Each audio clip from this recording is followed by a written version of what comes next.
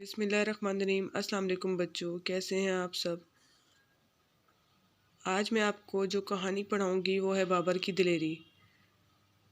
आइए पढ़ते हैं। ज़हीरुद्दीन बाबर बरसगीर पाक व हिंद में सल्तनत मुग़लिया का बानी था। वो बहुत बहादुर, मुदब्बिर और हमदर्द हुक्मरान था। इसका शुमार दुनिया के बेहतरीन हुक्मरानों में होता है। इसका सलूक अपनी फ़ौज और रियाया से इतना उम्दा था कि सब इस पर जान छिड़कते थे। बाबर ने यहाँ बेहतरीन निज़ाम हुकूमत कायम किया। वो बहुत अदल इंसाफ से हुकूमत करता था और अपनी रियाया पर बहुत मेहरबान था। एक राजपूत सिपाही का बाप किसी जंग में बाबर के हाथों मारा गया।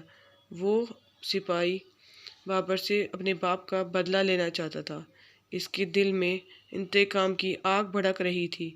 इसने जहर में बुझा हुआ खंजर लिया। वो बहुत खुश था कि अब वो अपने बाप का बदला ले सकेगा। चुनाचा वो बाबर को कत्ल करने के इरादे से घर से निकला। अचानक बाजार में शोर बुलंद हुआ और लोगों में भगदड़ मच गई। एक मस्त हाथी चीखता चिंगारता हुआ बाजार से गुजर रहा था। लोग अपनी अपनी जानें बचाने के लिए भाग रहे थे। एक शेर ख्वार बच्चा सड़क के ऐन बीच खड़ा हुआ था और इसकी माँ बुरी तरह चिल्ला रही थी कि मेरे बच्चे को बचाओ। किसी को जुर्रत नहीं हो रही थी कि वो आगे बढ़कर बच्चे को उठा लाए। करीब था कि हाथी इस मासूम बच्चे को अपने पांव तले कुचल दे।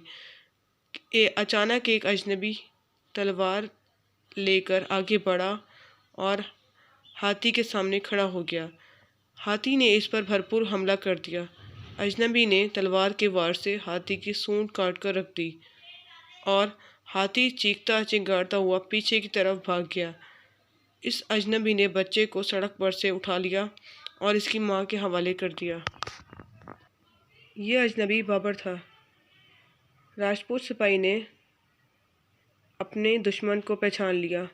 वो हैरत में गुम होकर रह गया। इसने सोचा कि ऐसे शख्स को कत्ल करना इंसानियत की तौहीन है। अब इसके दिल से इंतकाम का जज्बा ख़त्म हो चुका था और इसकी जगह दोस्ती और मोहब्बत ने ले ली थी। वो दौड़कर आगे बढ़ा और बाबर से लिपट गया। इसने बाबर से माफ़ी मांगी और बाबर ने इसे अपने सीने से लगा लिया और अपने दोस्तों में शामिल कर लिया। नतीजा, बहादुर लोग दिलों पर हुकूमत करते हैं।